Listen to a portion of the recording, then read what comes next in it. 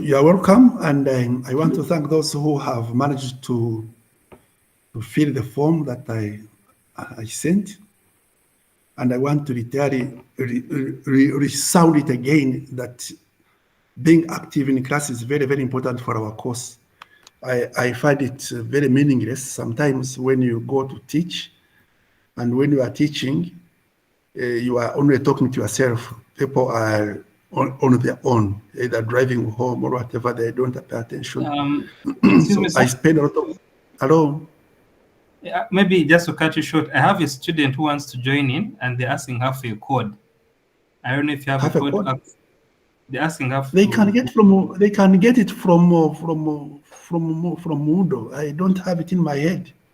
Okay, then. Okay, you can I carry don't on. have it in my.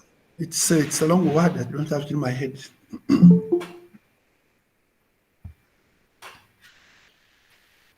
So I'm saying that when I have been teaching some of these courses online, and it's very, very hurting to find that sometimes you are talking to yourself.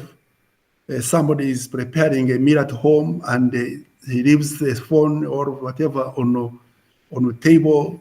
He or she goes away, and you are talking as if you are doing something, and you are talking to yourself. I hate it because it wastes a lot of my energy. But secondly, there is no learning. So I'm trying to see how do we learn, how do we learn, how do we make active learning, and some of the active learning are these small activities that I put in.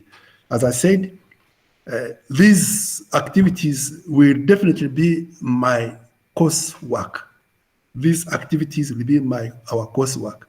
So don't expect me to say that I'm going to write a paper or something. I will say it, write something, but when we're in class and we post it. So we are not going to give you 2 weeks to prepare something and send it to me. No, everything that you are going to be doing in coursework will be done here in class.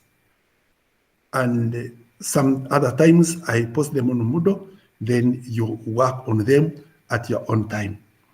So that being said, I was looking at the participation and how people have been working on the Moodle. A number of you have not actually entered into it, have not opened it, and others, I can just show you what I'm talking about so that I'm not talking from. I believe you are seeing my. I believe you are seeing my screen. I will show you this. For example, person like ISJ Bernard, it will tell us that in 7 minutes, 8 seconds, you were able to open. JK Susan, she has not opened at all. Let me open for that one. That's Namirembe. Then James Owach never opened. And this is the class that we are working on. Ben, 12 days ago. So the person has not been active. Chigwe Stephen, 12 days ago. Of course, Samuel. Namirembe, 10 days ago. Okwera Richard, never. Samuel Babito Akik, you have just put him in, but has not opened, has never. Sempara Francis, never. Yusuf Maega, 11 days. So if you want to ask me how is learning happening, I would say that learning is very, very minimal, about 1%, because I see people are not operating.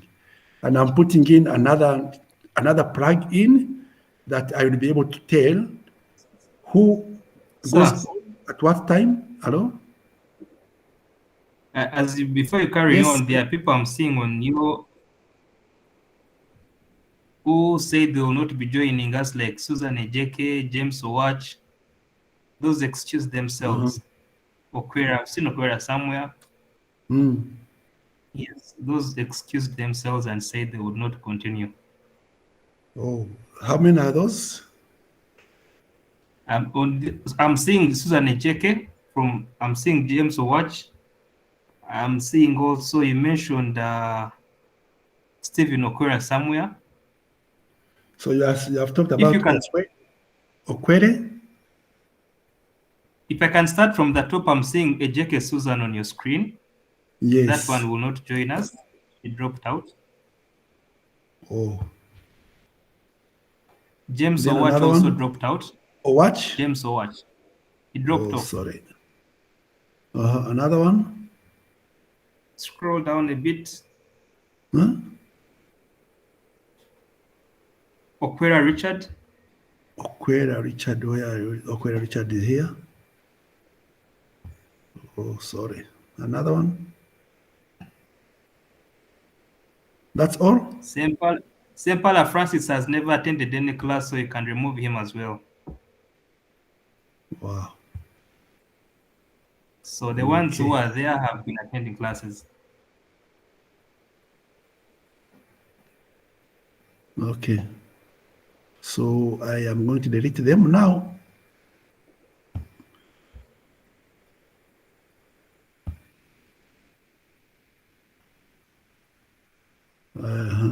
And Yusuf also? He's actually in class now. He's a regular attendee of these classes. You said Okwera Richard? Yes, you can remove Okwera. I hope I've not enrolled anybody else. We shall check later on. Let me see another person that has remained. Owach, you said Owach? You can remove Owach and Susan.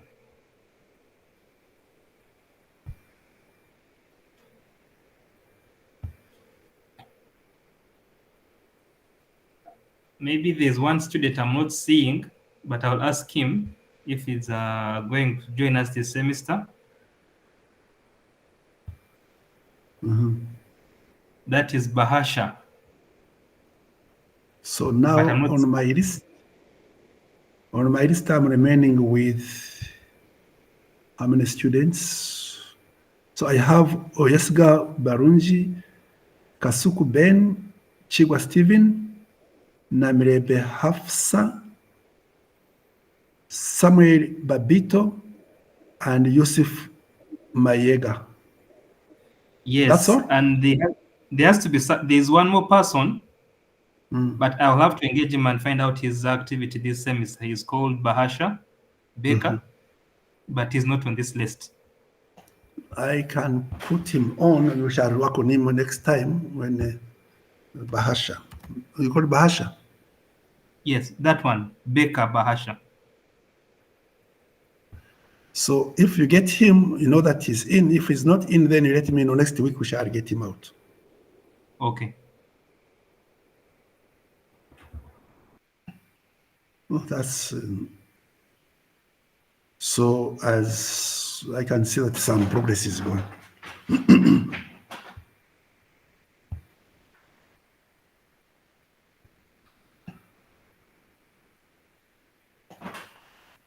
So what was I reading on? Yeah. No, this I don't need.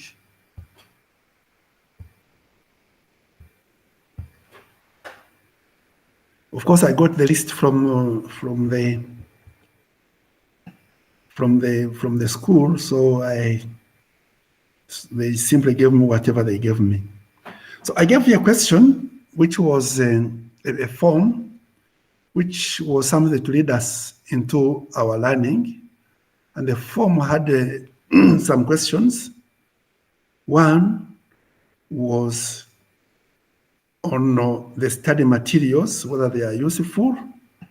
And the two of you have responded, you said they are very useful. Then the lecture, you also give 100%. I looked at the three things that you have learned. I say that you have talked about the terminologies and morality. The terminology, ethics, and morality are the same. Yeah, we said they are the same but also different, but we said that in our course, we shall try not to go join into those serious debates. We shall not join into the debates. For us, let us take to be nearly the same, because there are people who look at it in another different ways. Some think that is religious immorality, and others ethics, to show some differences. So ethics can be descriptive or normative. Yeah, that one we studied. And we said that descriptive ethics sometimes has challenges, because everybody will get his own way of interpreting some values. And normative way, we say that it must be standards that everybody has to follow. Behavior that is widely practiced in the society becomes the set of ethical standards. I think this is wrong. If, let's say, we widely practice genocide, that cannot be our ethical standard. So what becomes ethical standard are not because it is seriously practiced, but they are standards that are normative for everywhere. So I think the third one, whoever wrote it down, know that it's we don't accept it. That's wrong. You have to know that it is only the practice or whatever that makes something that is good. No, there are something that we practice regularly, and later on we find that those practices are wrong in themselves. It is not based on the practice.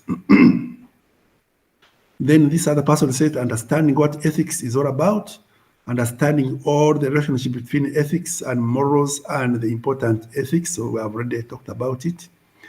Two things that you find interesting and I would like to learn more of. So ethical theories, okay. What differentiates ethics, ethical standards among people? I think that will be our class today, majorly. Oh, sorry.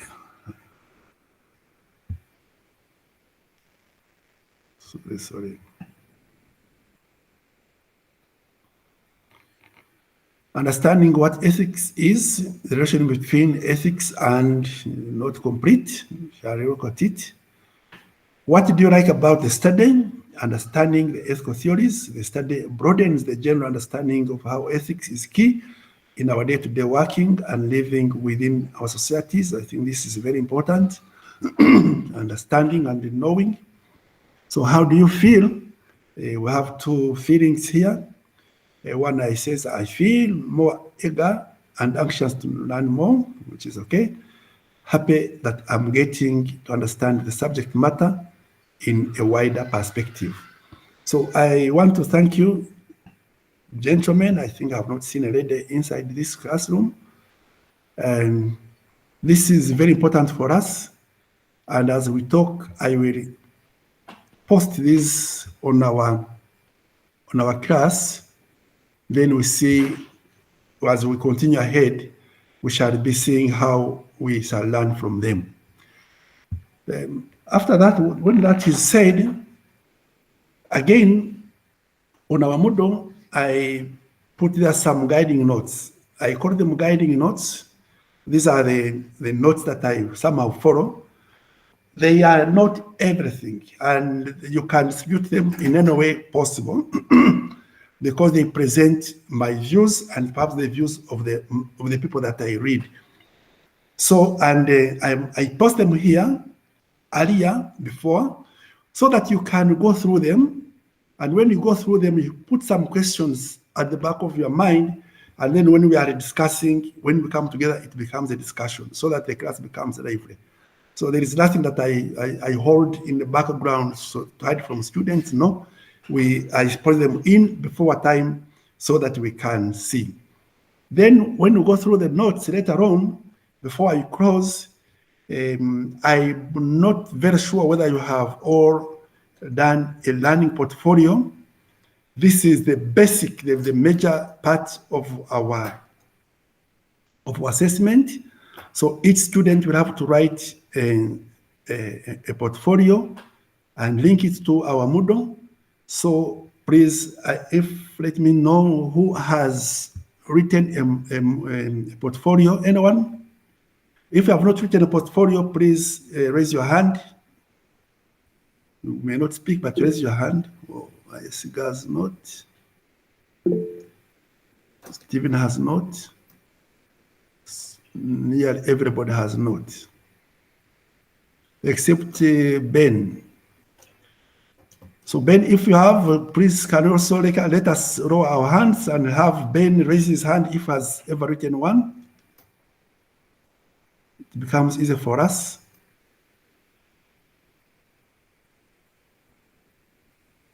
You see, Ben is doing what I'm telling you, that somebody put the phone on or the computer and goes to, okay. You are all awake. So before I close the class.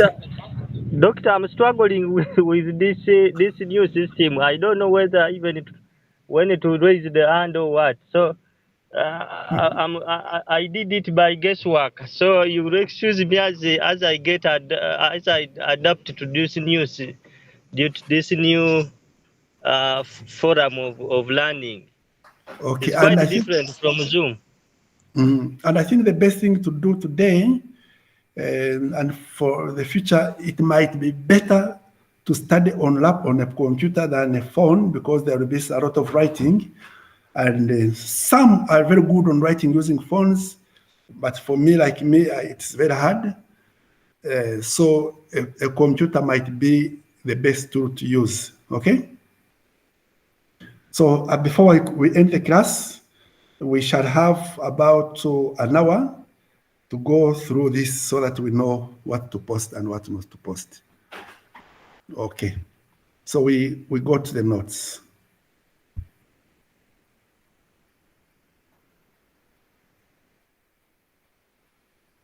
Why did it open so far like this?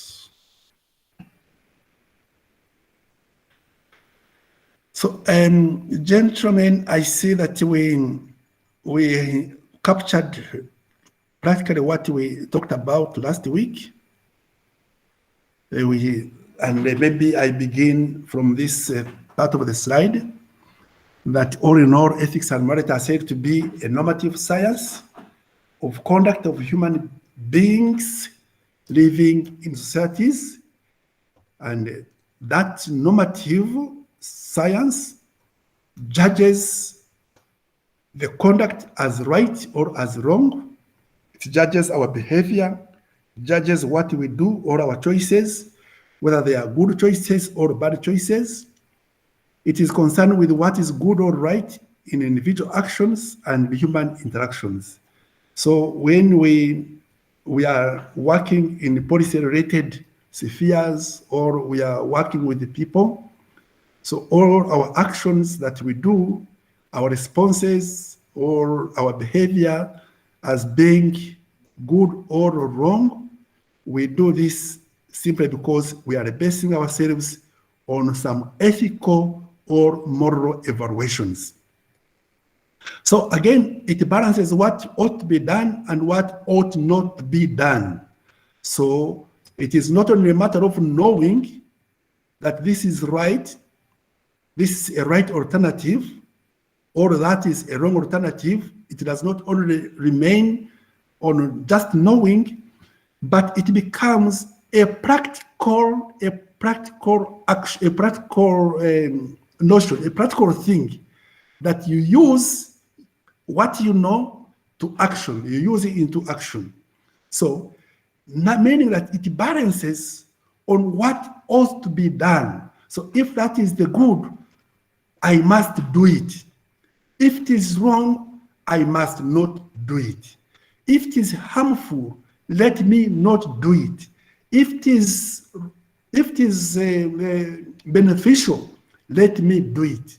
Although sometimes we might even choose to do things that are harmful for momentarily for a better result. The way you take a bitter pill. You take a bitter pill, you run away from bitterness, but you take it knowing that that pill will help me to live a better life. So it balances on what ought to be done and what ought not to be done. Let me answer this call first. Dr. Albert? Yes. I think not yet, but the person is coming back, I'm told today. Oh, okay. So can you check with the ICT so that they can do that immediately? I'm in class. No, I'm teaching, so let me.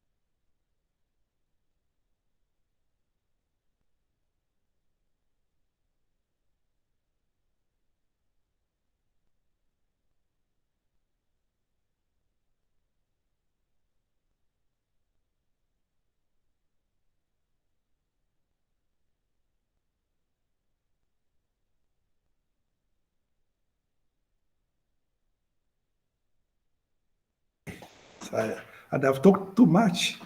So, okay. I'm very, very sorry, and I've talked so much. I was trying to define a rational person. I was trying to define a rational person, and I was saying that a person can be divided into two categories. There is an active, rational person. Then there is a potential rational person. We could perhaps add on a third one, and the third one would be a person who had been active but loses that active part of being rational. An example that I gave, I hope I gave it before I went to talk on the phone. The example I gave is that if you have a child who is about 2 or 3 weeks, the child can move, and you leave her milk or his milk near him or near her, and this child spills the milk, you don't say, "Why have you done this?" Because you know that this person has no intention of doing it. There is no rationality in moving his or her arms. The person will at some stage, growing normally, will reason out. So you can question. But at this level, you cannot ask. So the rational person is that person who has fully developed senses, developed way of making a judgment that this is right, let me do it. This is wrong, let me leave it. And I said, as a code of conduct put forward by society, perhaps no society has ever reached this proper, but we shall see later on when we go into the moral reasoning. There are some levels that some people can be fixated on, remain on a certain level of reasoning and don't go beyond. But we also know that there are some people who have got universal way of reasoning, and every time you have seen it. I believe some of us come from villages where we have people whom we always say, we want a chairperson of this committee, and there is always 1 or 2 people that we have to go to. The village has about 100 people, 50 people, but only 2 people are always the people that, because society has seen that there is a lot of integrity and proper reasoning that this person has already captured, and so that's how we continually judge and inform them. So normative ethics is really what is needed to guide our behavior. So it considers good for the self and for the others. So ethics as a normative way, it considers my good and the good of others. It is not selfish. We shall see later on as we go into deeper moral reasoning that there are people who remain on a stage of having everything for themselves. We talk about corruption, people eating funds that could have helped others, and also talk about people who have been so nice that they make provision for everyone, simply because we see that their ethical conduct is seriously wrong. So it considers the good for self and good for the others. Ethics also becomes a social phenomenon. Why? Because it applies in a day-to-day living and choices that affect individuals and communities. So when you were on the road, when you are at work, in any situation where you meet other people, you are with the people, and you're even making choices, definitely ethics is always at work. How do you choose this alternative and leave the other alternative? So you choose this alternative because you choose this alternative and leave the other alternative because you see some value in what you are doing. And if the value is worthy of praise, we praise you and reward you. If the choice is not worthy of praise, no, we condemn you and we can even criminalize you. So it is applicable to all areas of social living, including professional and other areas where human beings face moral choices. So you cannot say we leave morality only to the clergy, only to the religious, only to the clerics of the Muslims or the clerics of the Christian community elsewhere. It is for everyone. It applies into social living, all professionals. You cannot say, oh, no, no, no, no, no, no. It is only the police that should practice morality on the roads. Even you, the driver, even you, the passenger, even the road user, you also need to exhibit a serious moral choice.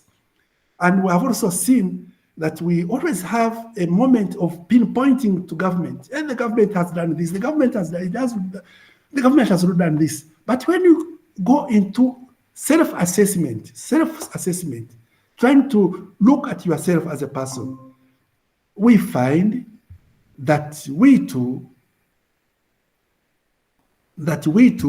sometimes have failed to do things that we are supposed to do. So ethical behavior or moral behavior considers not only what is good for oneself, but also what is good for others. I have talked about it. And I said, for example, if your behavior may have a bad effect on others and cares only for what is good for yourself or for your family, we call such action as selfish, unethical, corrupt, and other bad things we always talk about in our way of dealing with others. So morality is not simply the standard that people accept, but rationally justify standards of behavior. So to philosophers, morality is both practical and a rational undertaking. I have already said it. So we rationalize, we think, but again, we need to practice. We need to practice. It consists those standards that moral agents actually follow. So what is also sometimes called positive morality. So what are those conditions? What are those standards that me as a moral agent must have to follow? So this you read on your own what some writers have talked about morality. There is Hobbes, there is Kant, there is Mill, and other people. You will find it that is very interesting. It's a code of conduct that they are put on, and the underlying word is that it governs the moral agent. It governs the moral agent. A rational person, I've talked about the rational person. You also read by yourself, and it leads me to why do we study ethics? Why do we study ethics? Why do we have to study ethics? Can we maybe go back into the class and see? So if you open the chat room again, open the chat room. If you open the chat room, are you with me? Yes, we are.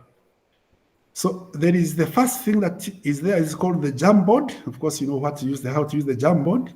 You click and it leads you into a Jamboard.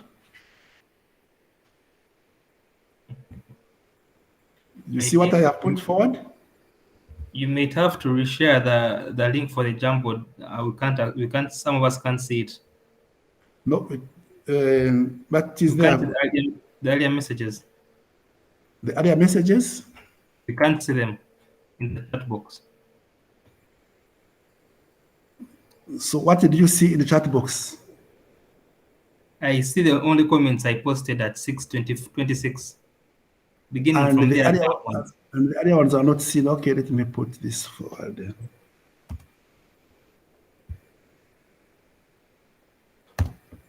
That's the Jamboard. Received. Received with thanks. Maybe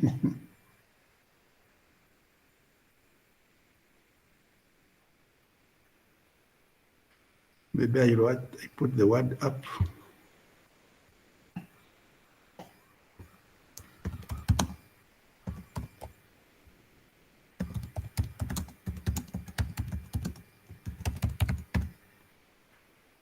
So the question I've put it there, why should we study ethics?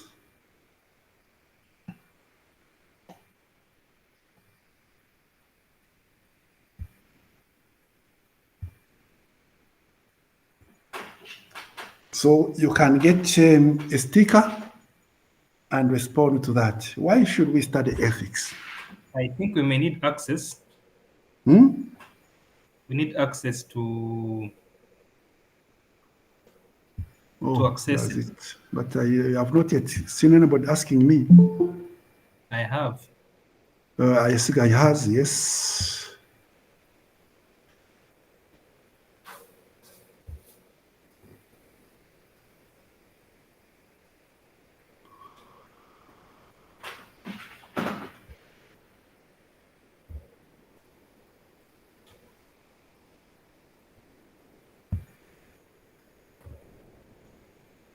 So Marunja, I've already allowed you. Do I have any other?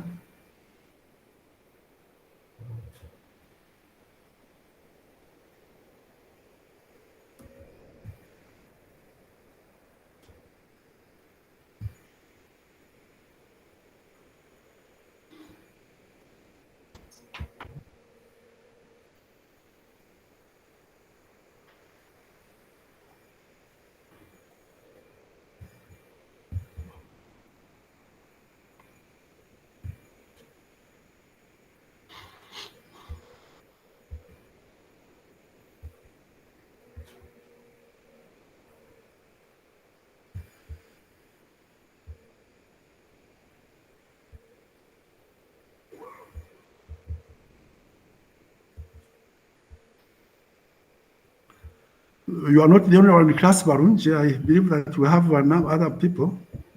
Doctor, I'm trying to send a request for access. I'm still seeing the old one, the old version of the Jumbo. I don't know whether I'm doing the right thing. I think you are not doing the right thing because you just open the link that I sent. Not the one on Moodle? No, not the one on Moodle. I sent it on Google Class, on Meet, Google Meet. Okay.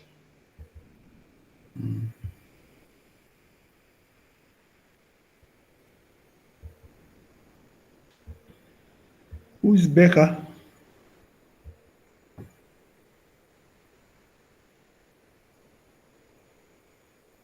Becca is the gentleman I told you to add into the class. Okay, he's coming to join. So Barunji, you have not yet answered. I'm still having trouble to use this.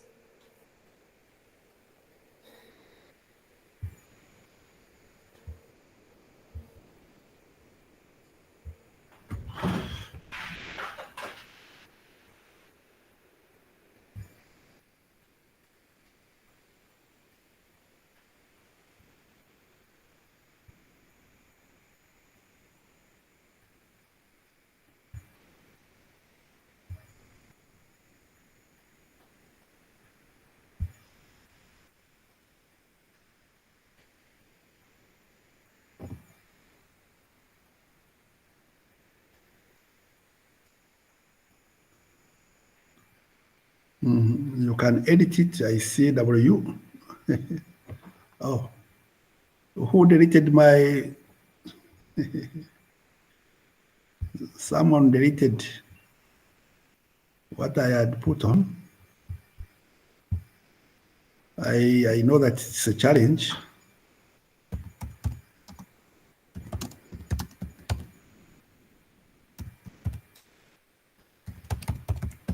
And please write your name there so that we.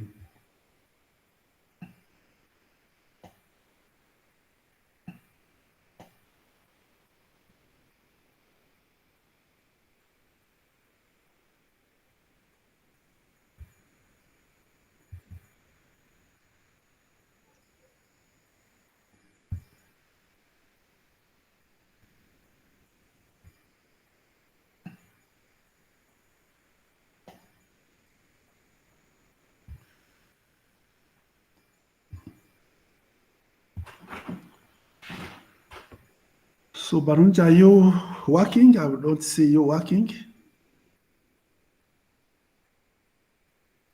Yes, I am. I'm about to post my comment.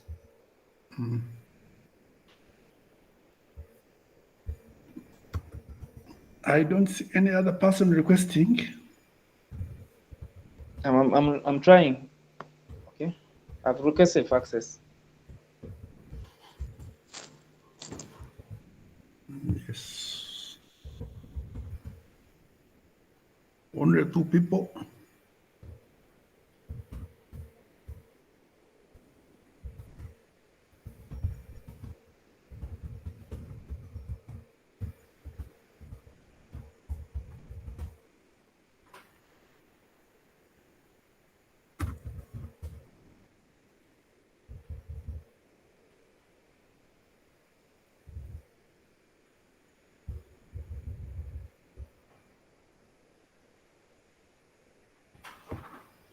Barunja, thank you. I can edit it from here.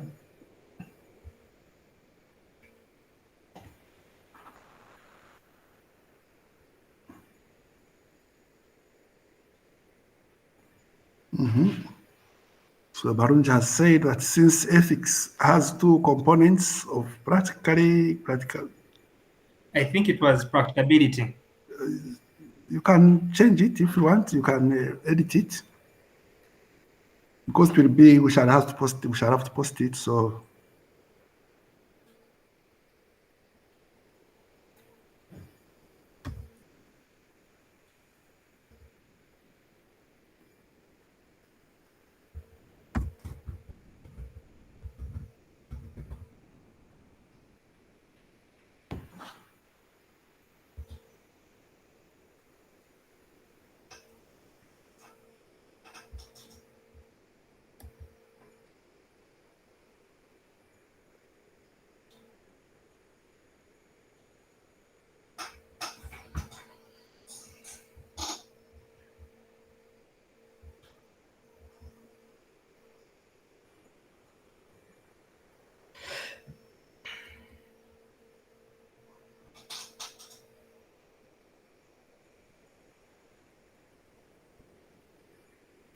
I believe Samuel is finding it hard to do work. I am not sure what is happening to Ben. Becca, you came in late. The best thing to do is what I would have asked, what are we doing so that I can enter? You can join us. Maybe I go back to you. Ben, Becca, how are you? I'm okay, doctor. I'm sorry I came in late. I hope I'll catch up. I'm just trying my best to catch up. I'm still a bit lost, but I'm trying around with this gadget so that I'm able to catch up with the rest of the team. Can you access the chat board that you have been working on? Not as yet, but let me try accessing it. Maybe See if since I you came can. in late, let me repost it. Okay, sir. Much further, it might be hard for you to get it. So if you go into the chat, you will see that link. You will just click on it. It will ask you to ask for permission. Yeah, it did, and it has brought in in-call messages. Let me see. No, I don't have any other one. Please, can you seek permission to? So join. Okay. I don't see you're asking permission. I just clicked on the gadget. It's still running. I hope it will bring the permission message.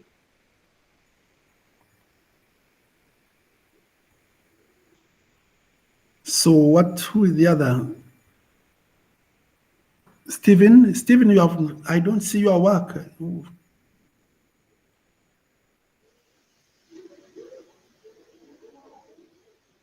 Okay, this is Stephen, very good. I still need more.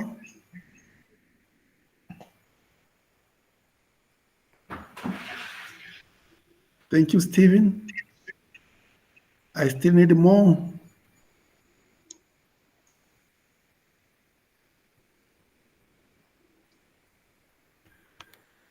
So let us hear from Barunji, who says you can read for us, and then Stephen also read his, and he talked to your answer.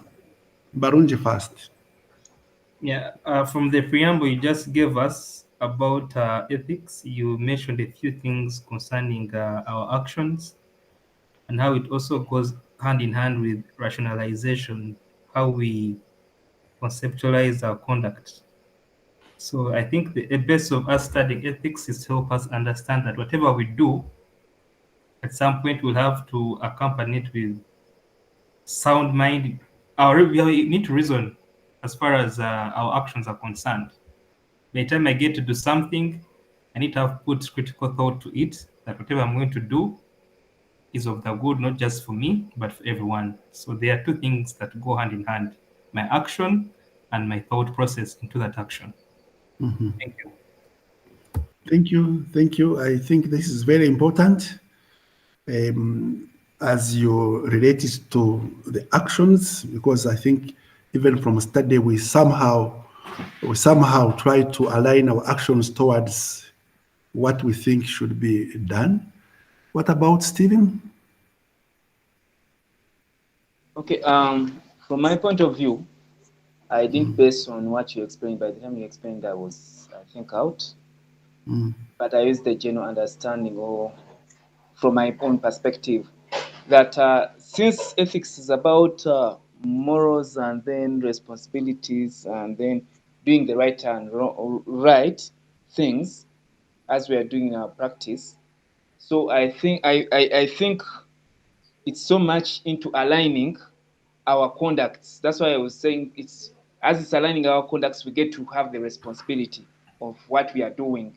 So it helps or impacts someone's responsibility or someone's responsibility. It gives you that responsibility of what you're doing. So as you have that responsibility, you get to differentiate that there's this that I'm doing. You have that conscience that's wrong, or you get that conscience that yes, what I'm doing is right, because it's your responsibility and you have to maintain that responsibility or the process, make sure that it's coming out right. So if it's come out right, you have to take the right direction, to take the right action, so not the wrong. So it helps you to be able to differentiate the right from the wrong, or the wrong from the right, either way. So that's how I internalize it personally. Okay, thank you very much, members. I think this is Shaka has raised his hand. What do you have to say? Thank you, sir. I think I've failed as of now to get into the chat, but I would love to make a submission about why we study ethics. Can I go on? Yeah, please. Okay, I think the first instinct would give me the thinking that we need to define what ethics apply, like in the profession that we are studying. So if we know which ethics apply, we are able to define the ethics that will be binding in our practice. So by that understanding, we are able to know what is required of us, how we are supposed to do whatever we are supposed to do, and what we must put into consideration beyond the self-interests. I think for me that would be how I perceive why we study ethics. Thank you. Thank you very much, all of you. I think this is very important for us to put into the background of our mind, that actually the study of ethics is very, very crucial and important. And as we shall see in the slides, there are a number of things that we need to put forward to understand that actually the study of ethics might produce to not only to us as a people, but to the entire society. And if we understand it, then we shall be able to think in a practical way to see what we can do. I have let me go one by one so you can. So why study ethics? So on our slides, in addition to what you have said, which are all really very good and positive things, is that our culture has no absolute frameworks. So we have seen that if we simply live like this, our police, our judges, our society, we find that we are failing to get absolute frameworks on which we can work on that are universal. The other day, we had a president talking to the nation about bail, I read an article, somebody analyzing when bail question comes in. And for me, in a moment, I exonerated the 2 MPs who are being charged for murder. Why? Because self-seeking politicians have shown us that actually working for the good of all and absolutes is so problematic.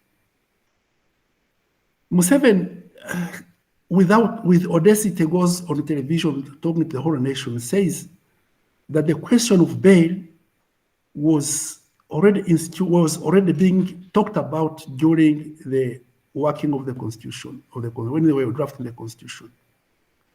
But those who were working on the Constitution say that never came around. And in the 1990s, we had no question about bail.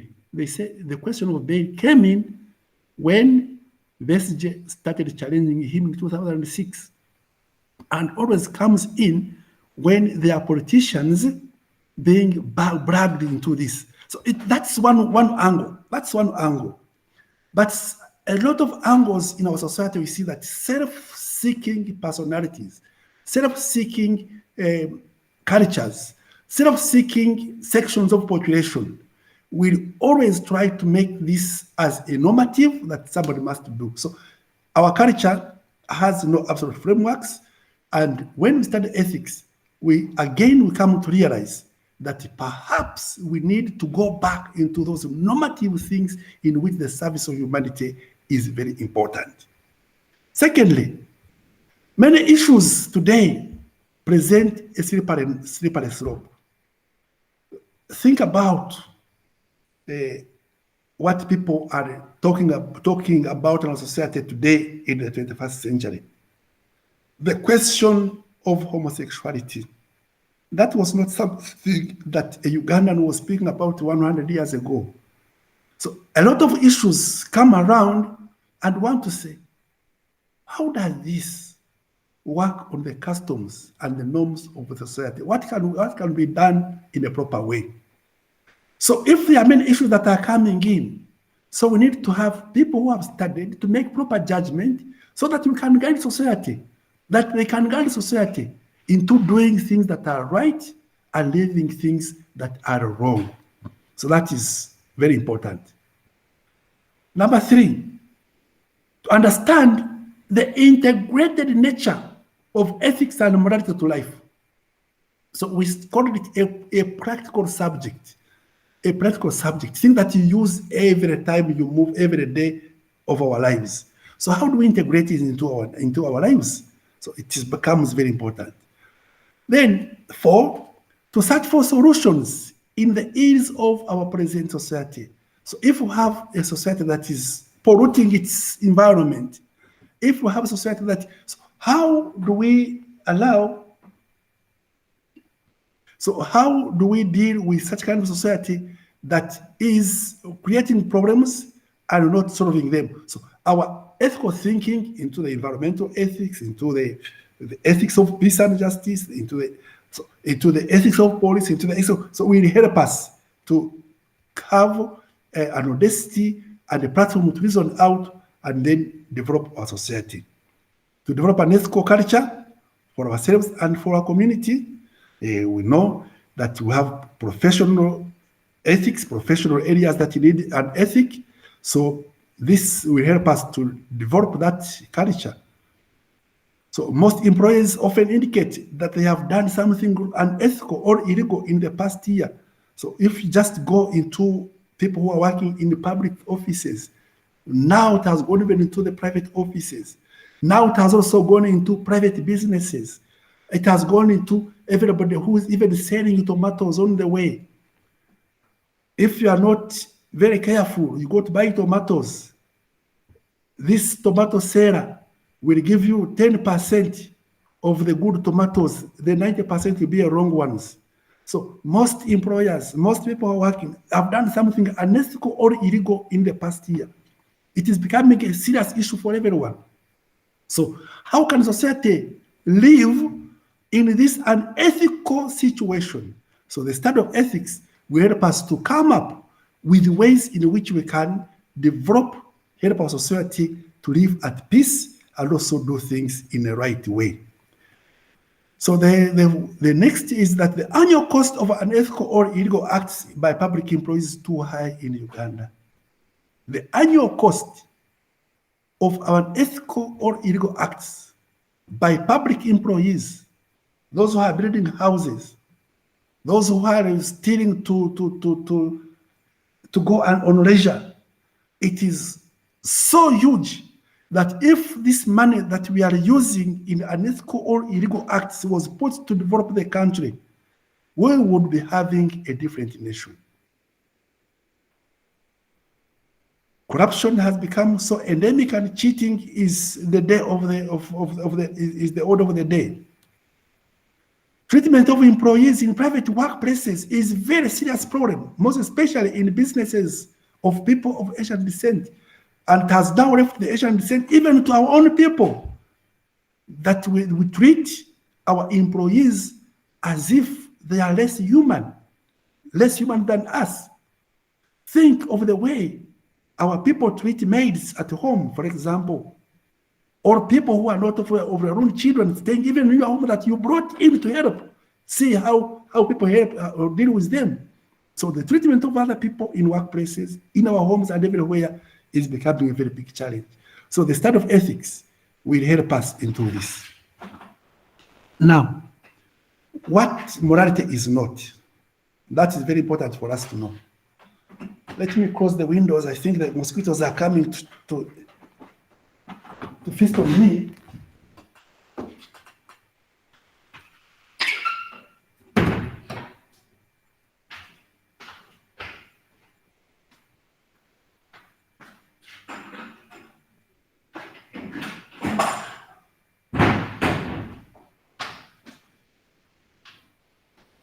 So what ethics, what morality is not? The first instance is that morality is not etiquette. Morality is not etiquette. Etiquette is something included as part of morality with some people, but it applies to a behavior that is considered less serious than the kind of actions to which morality usually applies to. For example, when the Waganda will say that a girl to greet a man down, and sometimes, that girl does not have morals because she cannot greet people as if she's a stick or an electric pole. That is not, that's etiquette. Morality goes beyond etiquette. It goes to people that think that are very serious and which can easily be applicable universally. Morality is not law. Law is distinguished from morality by having explicit rules and penalties. So you have a law made by a legislature, and that law will have a penalty. It will have an official to interpret it. It will have an official to enforce it, and their penalties. So there is often considerable overlap in the conduct of that governed by morality and governed by law. Law must follow a moral code. A law, we can say that law is a bad law because it does not follow a moral code. So we are saying that actually morality judges a law and a law cannot judge morality.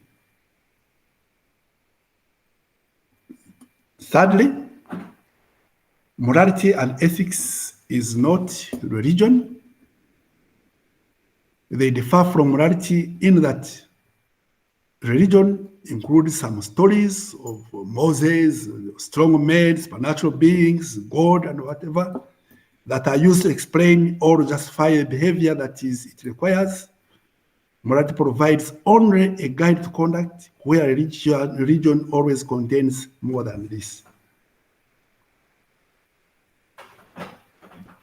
Okay, are we together? I would have said yes. And you would, but you can't say it because you have some question. Just to stick on that slide of what morality is not. Yes. As you were giving the examples in the previous slides, at some point I thought religion would answer all these things. Looks like even what I thought would provide the yardstick for morality, it's also not. It's also not considered as morality itself. So I'm left to be perplexed. You have left perplexed. So is morality this huge animal that we cannot describe? It has no one to distinguish it as. No, I thought we were able to distinguish it as normative stuff. Yeah, yes, we did. My question, I'm just trying to think aloud. If these three cannot answer that, then it looks to be like it's in a certain box on its own. But it's okay. We shall learn this as we carry on. Let someone also help you. At some point, I thought religion will strike the balance, but if it's not that, then no, it's not. Religion is it uses some ethics. Definitely, it uses some ethics and moralities, but you cannot equate them. That's why I said that some people think that if we are talking about morality, let's go for religious and whatever. But I will tell you that people who are religious, people who are seriously religious, and I'm not talking about the people in the clergy or whatever, but people who are religious, most of the time, they find that they have a better and a higher moral conduct. And they even say that in practice, you find that they do something better. That you can go into a parking lot on somewhere and say, the person who is religious, the way they park might be a different way than those who are not religious park. So there's some synergies into what they do.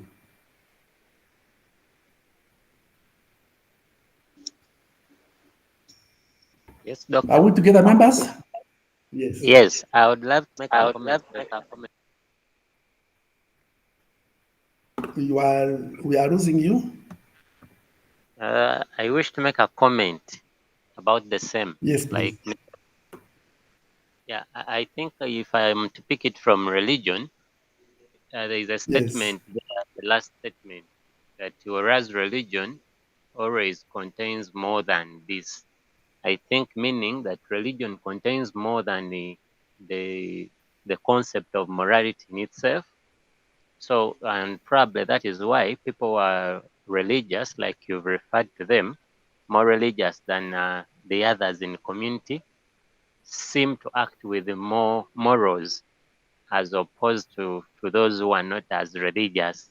For example, the religious leaders, they have more considerations, and probably that is why they act more morally, more than a number of us who are not as religious as them. I think that's my. I'm trying to see what do I mean when I put this sentence on, that the morality provides only a guide to conduct. A guide to conduct. Morality definitely provides that normative guide to our human conduct. And religion does that as well, but more than that, it has stories of people who have done the other and the other. So that's what I meant. That it includes in some examples, whole examples of even to say that this law was provided by God through Moses, through I don't know who, through Jesus. It gives it that framework that that captures the need to follow that kind of order. That's what I meant. So Members, we still have some few minutes before we go to the other study that I told you that we want to look at the portfolios. And I just want that we go to our Moodle again. We go to our Moodle, there's an activity that I want you to do.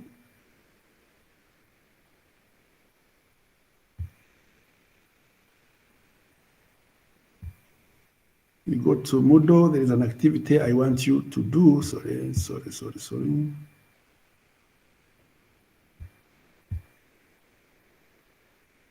I want to open the tool. Are you there? That's why I'm saying that you have to be using.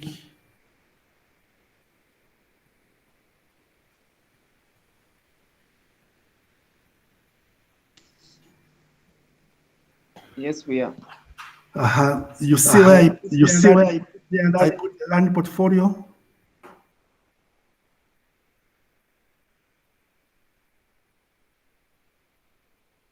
That's an assignment. But after that, there is who has power to determine who is right and who is wrong. Who has power to determine who is right and who is wrong? Can you click it? It will take you to a Jamboard also, and then you answer that question.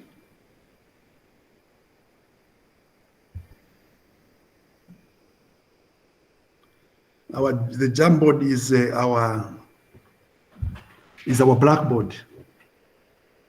Who is to say what is right or wrong, or who has authority to determine what is right or what is wrong?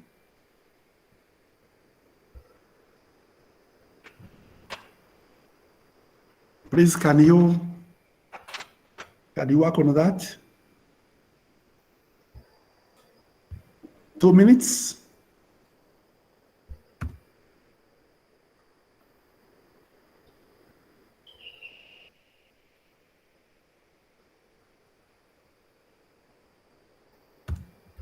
May it need access as well. Yes, that's what I know. That's what I know, that he needs access.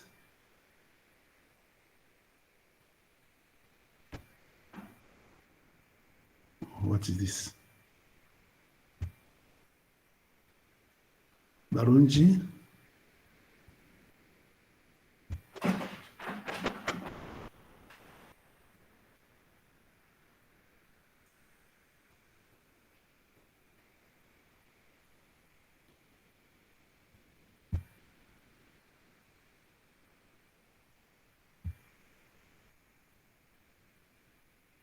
So you have the access, Barunji. Anybody else?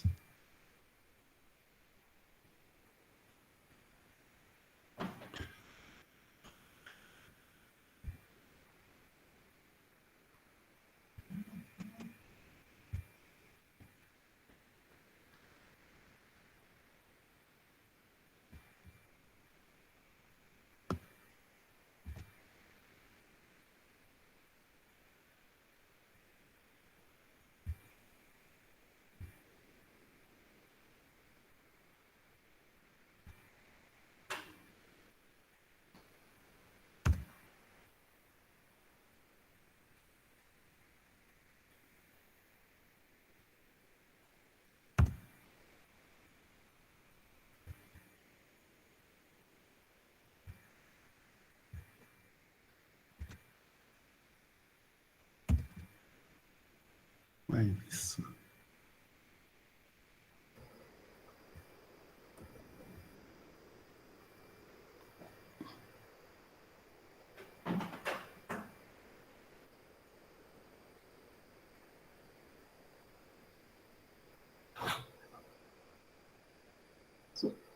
Do you want us to give our feedback in this? On the Jamboard, the way we have been working on we're using stickers.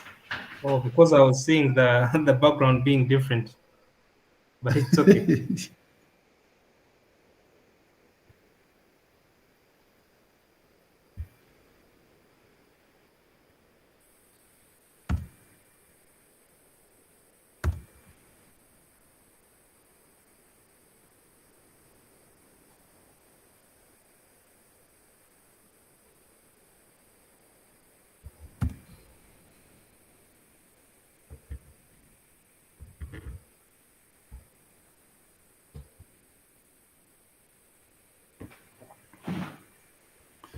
But in the class, do I have only Barunji? I have as many people as possible, but they are not coming up.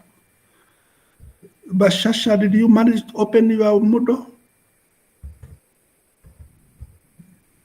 And as I told you, this is a coursework, so it takes 20 marks, by the way, that one that you are working on right now.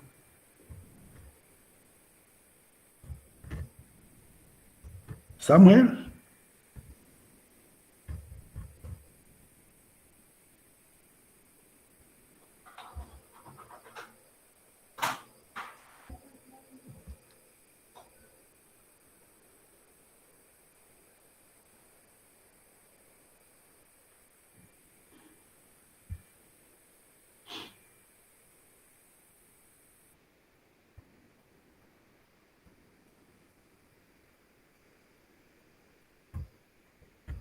Doctor, please guide me. Where is the link, the new link we are using? Because this one I'm running, it takes me back to the other one that we have already used. No, the link is in, you open the Moodle, and below Okay. I'm into Moodle. You will get it.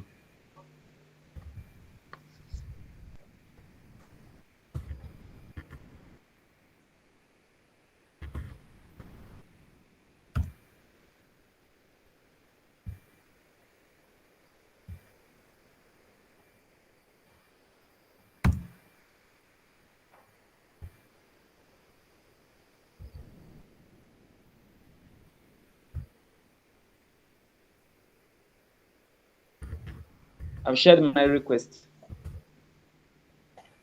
Okay.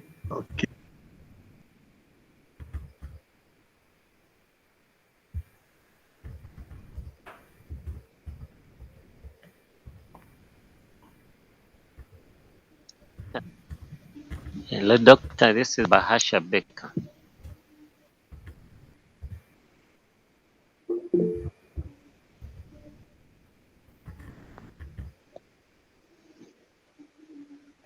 Request granted. Okay, Doctor.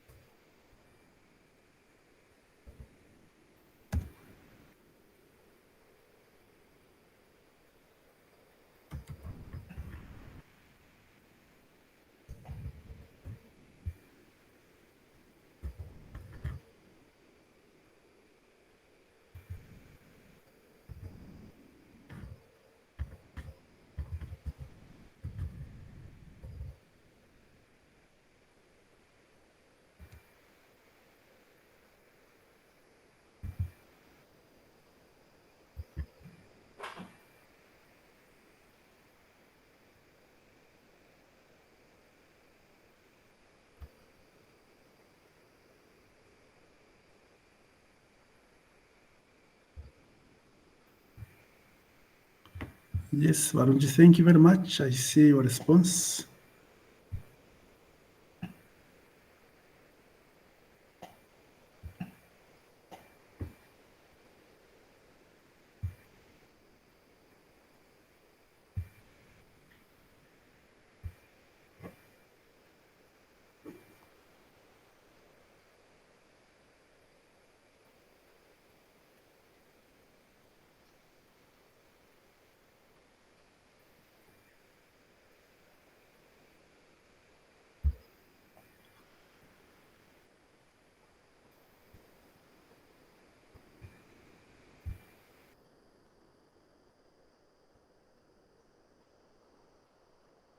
Looks like my answer has been cut short by my, I don't know if it is the number of words, I don't know.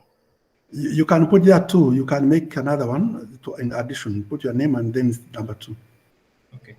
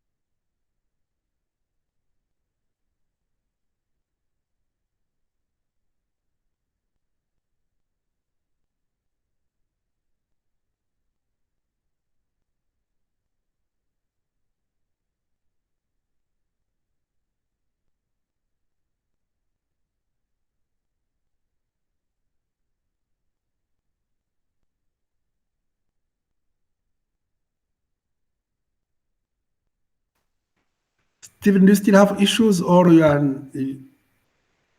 I'm submitting. not submitting?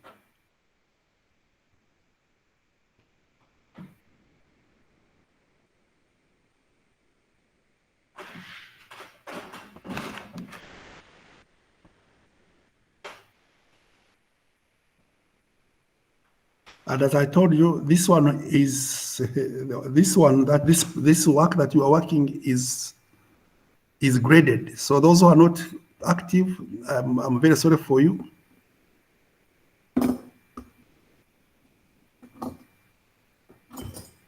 Simple things, but gradable.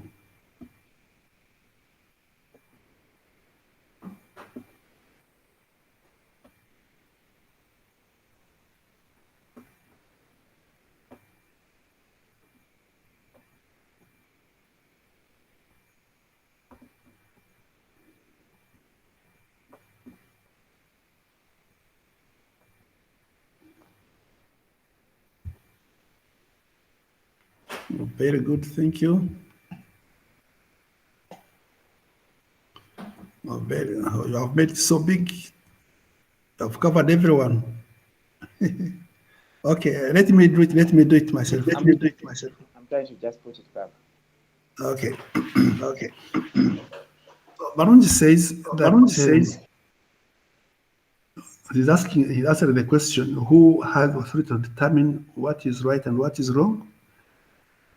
He said that the individual receiving the situation, perceiving the situation or phenomenon, that has right to say what is wrong or right. The authority that can determine what is wrong or right is composition of persons that society has vested powers of arbitration. Put your name, Stephen. I think we need your name. Since where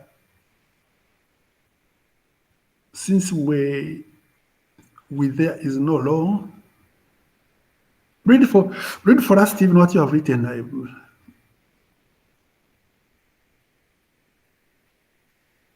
Just a Stephen minute, Reed? Doctor.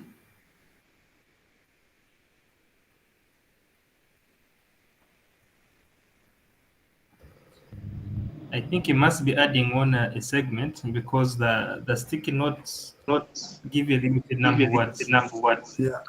Okay. What I was trying Yeah. to refer to, I think I had some typos there.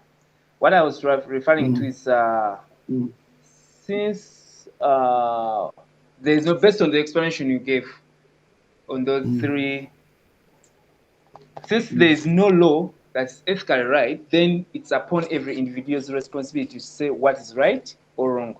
As it happens, it all depends on how that person interprets. I feel there's something I said. Interprets the action on the society. It depends on how that person interprets the action or the situation. It could be based on personal belief, culture, or society understanding. So Okay. that's it. Okay.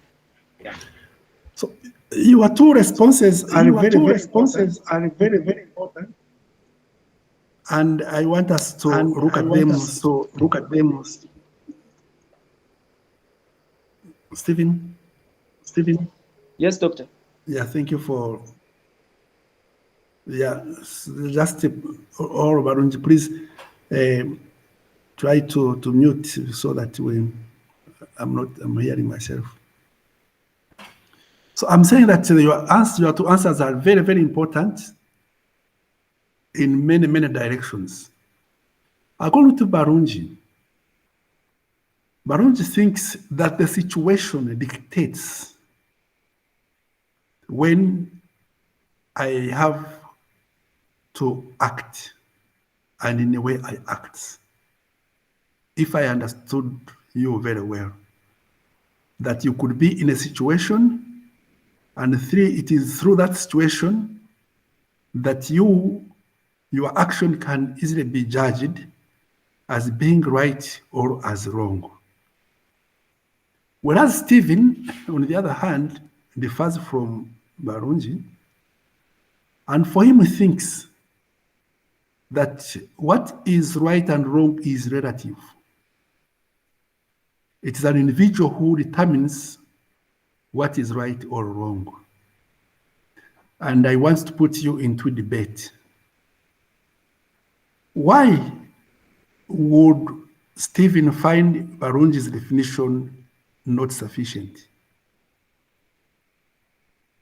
Or any other person that is in a room but couldn't write, please try to look at these two definitions and then we debate on them.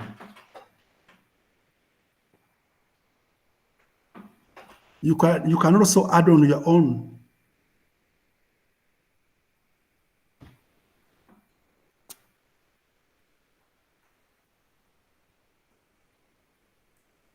Are we together? I think we are. Maybe just to throw perspective, there are two answers in that. Yes. You asked us two questions. The first question I responded by saying it's the individual who perceives the situation, who has the right of knowing what is right or wrong. Actually, the two questions demand one answer, but you can also. Okay. Yeah. Then I think I took authority to be who has the higher position of determining the final say. On that part of the question, I reasoned and said it is the composition of persons or a person that society has vested the powers of arbitration. For example, if me and Stephen were having an issue and we wanted to find out who is right, who is wrong, then who among above us, which people have we vested the responsibility of determining? That's how I interpreted the question. Okay, I think number one was very misleading. I am deleting it even. Okay. Then I'll also have to delete my. Actually, I was going to raise a question to you, ISG, based on the response. That if it's a person that has been vested with powers of arbitration, so are we seeing any gaps within that person? Because now that person is also acting on feeling or natural belief, or they are thinking at that moment. We don't have any principle or guiding factor that this is the right. He or she might put a decision, but when it's wrong, or when the decision is biased. So that's when I would differ on the second question that we have removed, that there is no one who has the authority. To my understanding, I feel there's no one who has the authority. Maybe I will agree with you, it's the situation, but still in the other way, the situation it's the situation sometimes that can drive someone to say that yes, this is the right thing, this is the wrong thing, but still on the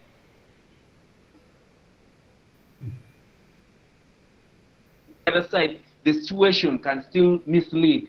Because let me give an example. You're hungry, and then there are some that we know are not right. So you can't justify it to be right.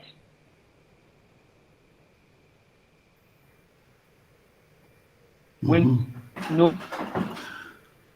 Now, any other person in the room, because right. we have Becca, we have You're hungry, you don't have Hafsa Namirembe. food, and then you steal. So you can't justify that I stole because I hear it in culture that there's some people are allowed to steal. I stole because I was hungry. No, the solution was go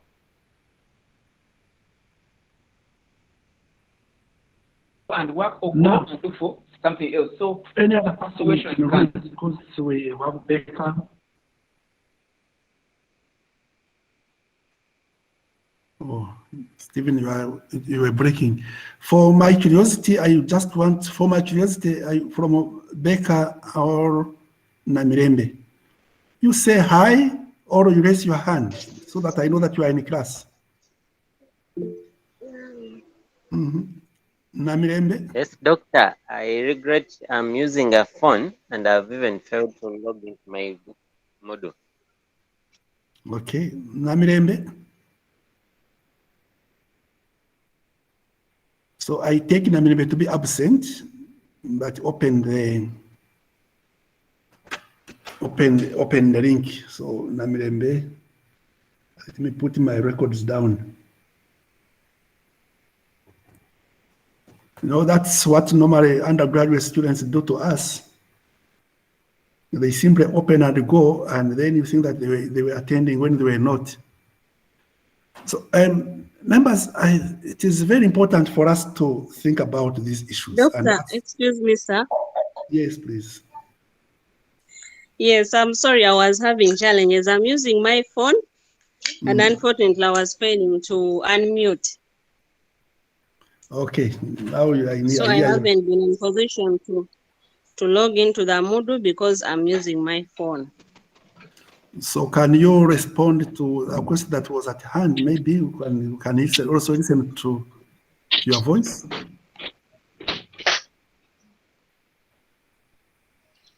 Doctor, I beg your pardon? Anyway, let's continue because we don't have much time. Let's continue. So the question that I gave and your answers I have given are very important. And I want to say that the situation that you gave, that question, could also be answered as how should we live our lives? So who has the authority to determine what is right or what is wrong? So this discussion suggests a more accessible understanding of ethical theory that shed some light on the practical and pragmatic application of these theories to actual problems faced by researchers and people involved in the cycle of policies. So who is right? Who will tell me what is right? And how do I know that I'm right? On what circumstances do I know that I'm right or I'm wrong? So it will lead us into theories, what we call ethical theories. And an ethical theory is nothing more than an attempt to provide a systematic answer to the fundamental question that I gave, and this question on how should we live our lives. So not only do ethical theories attempt to answer those questions of how we should live, but they also provide reason in support of our answers. Ethical theories seek to provide a rational justification of why we should act. Remember what I want to talk about a rational person? We said reasoning. So they help us to develop our reasoning. And I have an example here. Imagine a teacher, or like me now, a professor or a teacher, returns an assessment to you with a grade of F or 0. And when you ask for an explanation why I did that, and I simply say that the teacher does not believe that people like you, either you are a woman, or you are a Christian, or you are a Muslim, or of your tribe, or the part of the country you come from, you are not capable of doing good work in this field. It could be ethics, it could be science, it could be engineering, mathematics, or finance. The way we know that stereotypes have already worked on people's in many ways. So when you object that this is unfair and wrong, the teacher offers a relativity explanation. Fairness is a matter of personal opinion, as Stephen has told us, and the professor is explaining that it is my personal opinion, it depends on the person. So your teacher claims that his view of what is fair is a valid one as any other. Because everyone is entitled to his own personal opinion, he is entitled to fail you, since in his personal opinion, you do not deserve to succeed. Supposing this worked on you, how would you react as a person now? Would you feel, because now I'm asking I'm asking Stephen, his answer went towards this end. Would you feel that this teacher is entitled to his opinion, to know what is just and what is not just, what is right and what is not just, and to simply go and walk away? Or you would again put up a certain spirited defense of what you think is right? Stephen, I'm asking you. Still going back to my explanation, it depends on the situation. If I've got the 0 because I've not been attending, I've not participated, it's a justifiable one. Right. That lecturer is right. Now you are answering like you are a Barunji. Like you are a Barunji. No, because you put me in a corner. If they give me a 0, the truth is, it depends on why that 0 has come. There's another way I have to look at it. We have to look at it at both sides. Why did the 0 come? What were the situations surrounding the 0, the coming of the 0? So when I look at the situations surrounding the coming of the 0, his answer I decide to defend or not. Mm-hmm. Mm-hmm. Yes, I decide to defend or not, and then I just find a way forward.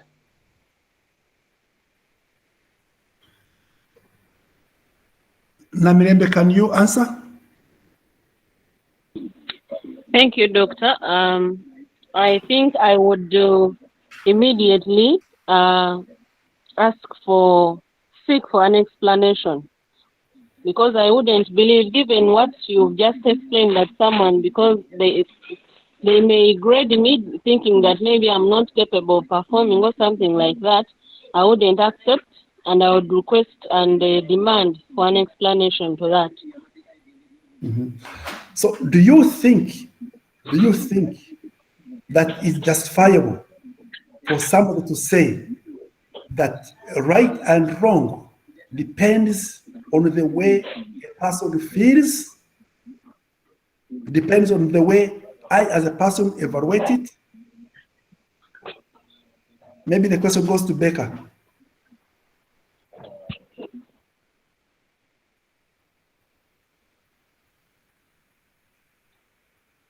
Doctor, I think it's a two-way.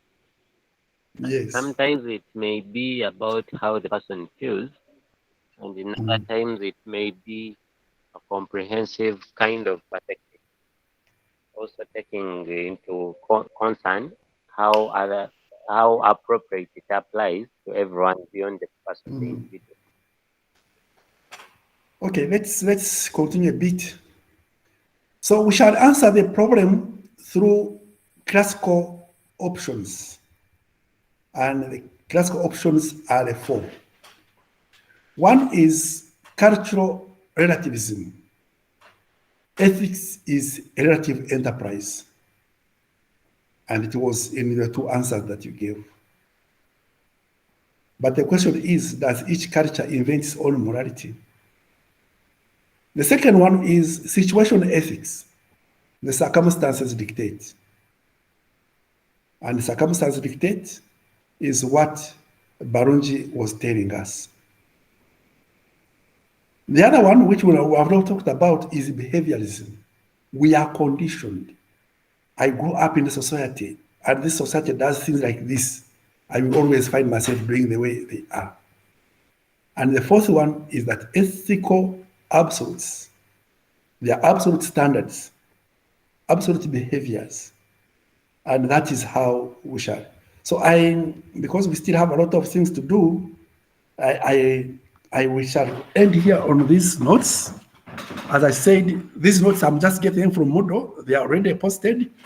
You go through them. Next week we shall begin from this slide. Ethical options. That's where I have ended. Except if there is a question. Otherwise, I want to go into writing a portfolio. Maybe I could also ask another question. At what time do you normally end classes? The class should be 3-4 hours.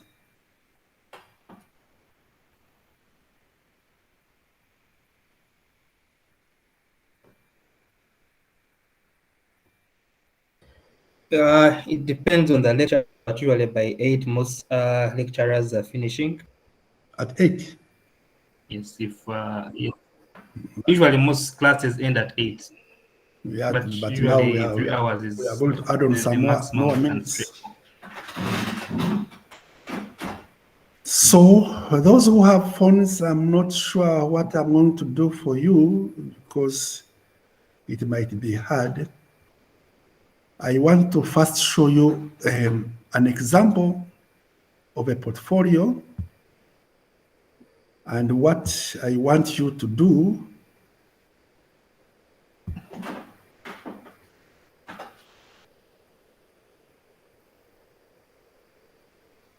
it's not my learning portfolio though. Where am I? I'm going to show you my portfolio.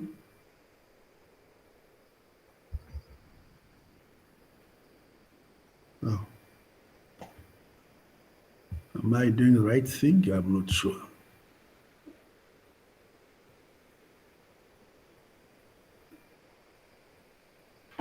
Yeah. This is my portfolio, the one I'm going to share. It is still under construction. It's still under construction. It's like a website that you do, and it is that published website that we shall be assessing. And we are calling it a learning portfolio. What have you learned in the first lesson, second lesson, on your own remotely, and other things, so that at the end of the course, when we finish in December, I don't know when, then I can easily be able to see this person has learned this and the other and the other and the other, and I can put marks on it.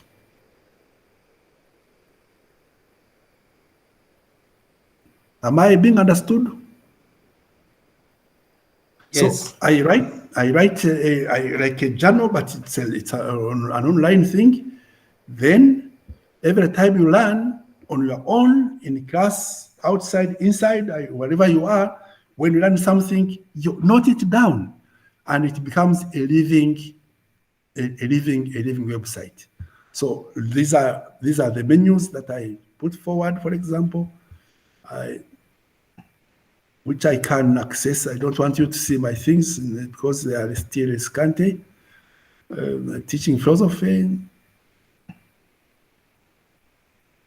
This is what I think. Of course, I've been working at Rwanda Matters University, and I've been having a vision of what it should be. Things that are still not working out well, and others are working very well. The courses that I teach, then I have developed a number of programs and other things. This is the still. So this is the kind of thing that I want you to do. And the question now is, how do I do it? And how will I send it to you? The question, anxiety,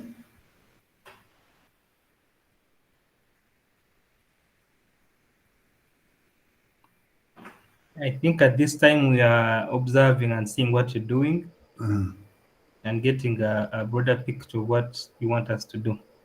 Okay, so now I'm going to ask you that we begin. And how do you begin? You begin by opening an email. It must be a Gmail or the Uganda Matters student email, which is also in a form of a Gmail.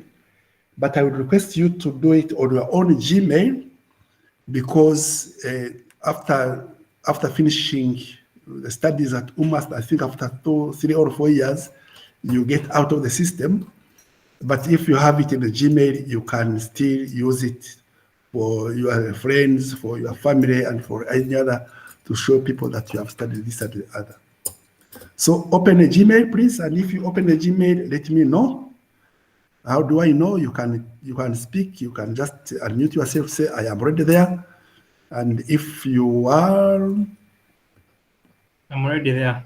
You're already there. Another one? I'm already there too. Another one? We have been following with 2 people. Can I continue the 2 people?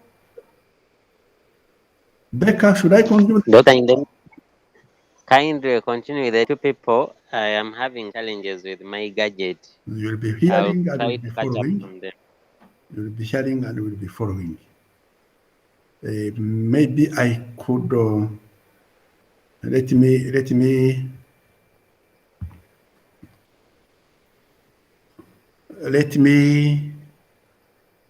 do what?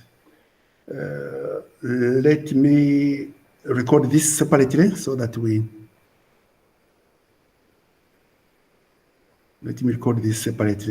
can follow each other later on. Stop recording.